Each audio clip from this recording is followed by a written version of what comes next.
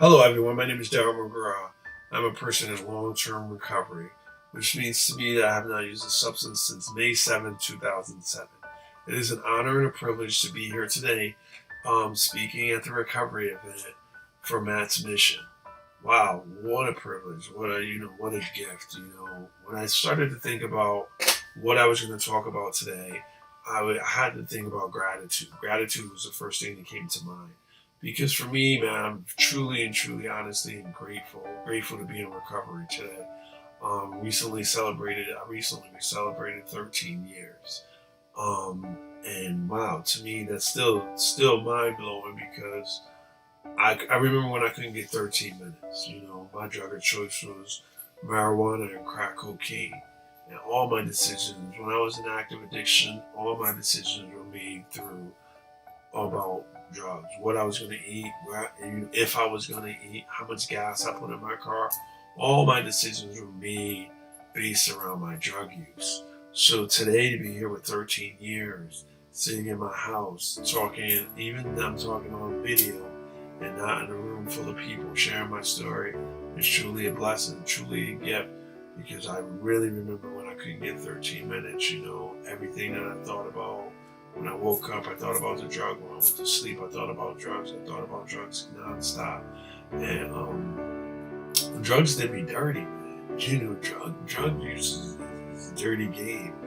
And I pray for those of you that are out there that are still in the struggle. But I'm here telling you right now that it is possible. It is possible for you to get your life back, and not only get your life back, but get to a place that's better than the life that you ever had. Right now, I'm living a life beyond my wildest dreams, and I wouldn't give this life up for anything. It does not mean that the days are good. Does that mean everything is easy? No, not at all. I mean, of course, I got bills to pay, and I hate being broke, and I didn't that. But you know what?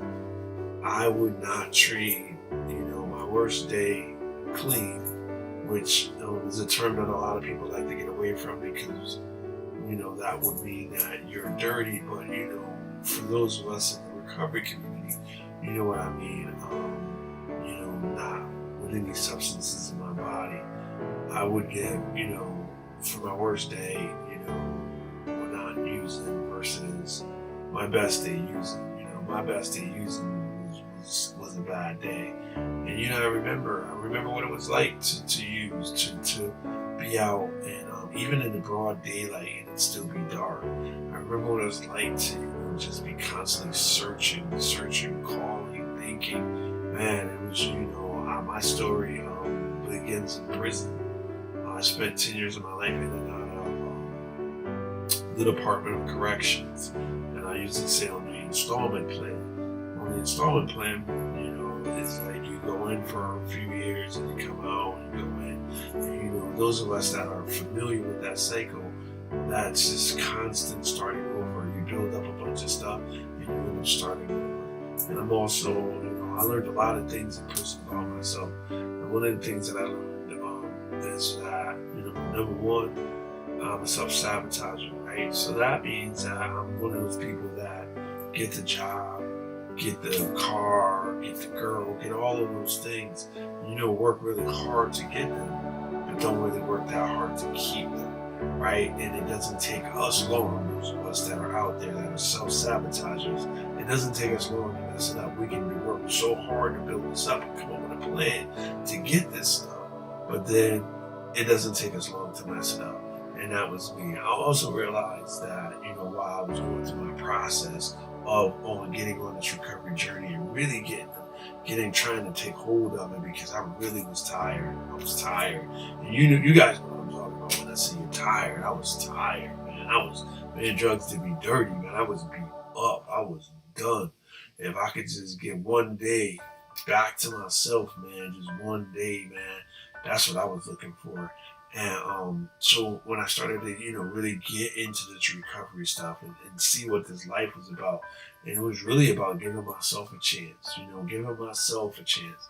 Everybody else, the judges in the courts, I'm asking for a chance. In relationships, I'm asking for a chance. But one person that I never asked for a chance was myself. I never said to myself, yo, give yourself a chance. And you know what? This time, I said, I'm going to give myself a chance. I don't want the course to give me a chance. I don't need anybody else to give me a chance. I'm going to give me a chance. And, I took that and I ran with it. And today I recently I just celebrated 13 years of recovery. And I'm truly, truly, honestly grateful for the opportunities that I've had on this recovery journey. I feel like, and I always tell people that, right? Once you get into recovery, all these doors open. But I believe that these doors are already there, but because my focus was really on getting the drugs and using drugs, that I never saw those doors opening. So now that I'm on this journey, I see doors, man. The doors are like, bow, bow, bow. Which one do I go through? And there's so many opportunities that I can't even take them all. So I'm just excited to just be here, being able to share this with you, because I'm hoping that through me telling you this, which is, telling you about one of my worst days in my life, by me sharing that with you, hopefully I will maybe inspire somebody to give themselves a chance. So May 7th, 2007 was the last time that I was also in the back of a police car. My recovery journey started really by getting arrested. And I got arrested, I got tased, I got choked, all because I wanted to get high one more time. And I remember sitting in my house thinking I was kind of bored. And I was sitting in my house and I was thinking about this half a crack joint I had in my pocket. See, I was a marijuana and crack smoker, right? That was my drug of choice. That was me, man. That's what I love to do, right? I like to say, man, when I'm telling my story, I say I had an intimate relationship with marijuana and crack cocaine. And and I was fixated with it. I couldn't, it's the only thing that I was loyal to was the drug, man. I checked in with that drug every single day. I went and got money for it. I worked, I hustled, I lied, I stole, I did everything for that drug. So that was an intimate relationship. I never treated a human being. I never was as dedicated to a human being as I was to my drug of choice, right? And that was crack. I'm not sure if I told y'all, but it was crack cocaine and marijuana. And today I can see that many times before, when I've been in prison, I was in drug programs, I'll say, oh no, I just did cocaine, or I just smoked weed. But it wasn't until I got real with myself and that I was able to say that, yeah, I was addicted to crack cocaine. That's when the miracle happened. That's when things started to happen, because I started to be honest with myself. Like, listen, bro, you lying to you. You could be in these meetings, you can dress yourself up, you can look nice, you can throw some jewelry on, but until you clean up that inside, the outside is just going to still be messed up, right? It's not going to work. It doesn't work like that. So I had to get rid of myself. And once I started doing that's when the change really started to happen. I wanted to say, make sure that I mentioned that, like I said, my recovery journey started when I was in the Department of Corrections. I remember West Wing 25 cell. I was sitting in my cell. It was a single cell. It was a hot day. And here I am in prison again, facing some serious time. And this dude knocked on my cell. He said, man, I got a book for you to read. And I said, man, if I was reading books, I wouldn't be in jail. And he said, no, I want you to read this book. And I was like, whatever. So he came back, and I don't remember the guy. I don't remember his name. I don't remember what he looks like. He slipped the book under my door, and it was A Purpose-Driven Life by Rick Warren. And I had heard of this book before, but I really wasn't sure what it was about. So, I opened it up, and I had nothing else going on, so I started to read it. And the book was a 40-day spiritual journey. 40-day spiritual journey, right? Now, peep this now. My court date was 41 days away.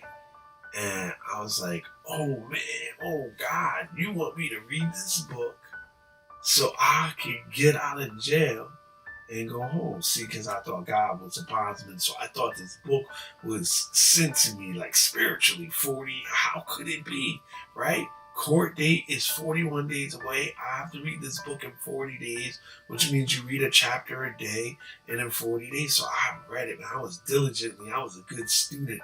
I was reading this book and I was writing pages But in the beginning, I just was, going through the motions because I just really wanted to get out, right? And I thought God was watching me, so I'm writing like a couple of lines here and there. But by day 26, my friends, I was writing chapters and paragraphs, and I really started to get into it. And I started to work on myself, and I started to like really what I call peel the onion back. And I started to say, man, you know what?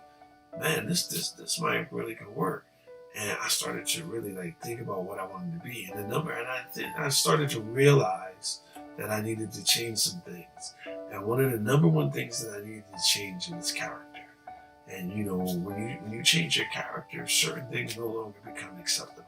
And for me, once I started to work on changing my character, smoking crack was no more acceptable. Car chases with the police, getting arrested was no longer acceptable. In and out of my kid's life, no longer acceptable, because that wasn't part of the character that I was trying to achieve. So, through that, I started writing and learning and reading and, just writing my like plan, right? So when day 40 came, I never forget, I closed the book, I was done with the book, I had court the next day, and I was in my cell and I said, God, hey, you know what, God, man, I really I wanna go home. But if it's not your will, I'm cool with that because now I have purpose. And in that cell, West Wing 25 cell, I have found purpose. And that purpose was to take my life, my story of drug addiction, crime, and utilize it as a tool to help other people. And that's what I've been doing since May 7, 2007, when I got on this path and this journey. It was a rough ride to get here. But today, man, every day I put my feet on the floor when I wake up. I really want God to use me as a tool to help people try to get back, find their way back or find their path to recovery. Because I'm living proof that you do not have to live like that. You do not have to, like, your life doesn't have to revolve around drug use. Your life doesn't have to revolve around crime and getting over and scamming people and not being a part of your family's life because of the guilt and shame that you have based off of your drug use. I know what that's like, and I know that it's not an easy life, and that's why I'm so glad that I'm affiliated. I'm actually a board member now, Matt's Mission. People ask me to be on their board. I mean, like, wow. I remember I used to have to stand outside people's door and they would be like, yo, hold on, wait right here, I'll be right back. Versus people invite you into their house, not only invite you into their house, but invite you into their companies and want you and value your opinion. So that's some of the work that I've done, that I've shown that I am now. I show up for things because, when I was in active addiction, I really didn't show up for too much. I showed up to get my check, and sometimes it would be the last check, so I could go and cop. And I made sure, I was always on time to the drug dealer. I was always on time to the drug dealer. I was always on time to cop. And I was a funny type of addict because I was one of those people that always tried to pay his debt because I didn't want them to look at me like I was strung out. So if I got credit from the guy, I went and be like, oh, here's your money back. Like, I thought that made me different. I thought that put me in a different place. It just made me, I'm paying this guy for credit for poison that he's selling me that's ruining my life, but I'm also paying him that plus buying more poison to ruin my life. So the insanity of drug use, man, the path and some of our thinking, irrational thinking and thought processes, really have me messed up. And if you're one of those people, if you were in the same place that I was, I encourage you to reach out to me and my friends at Matt's Mission, and let's see if we can help you. If we can help you find your path, find your journey, find your purpose. Because once I can tell you, I can promise you, everybody should find purpose. Everybody should have the opportunity to, this is my Matt's Mission cup. I don't know if you guys can see this, but this is my Matt's Mission cup. If you come down with us, man, you can get a Matt's Mission mug.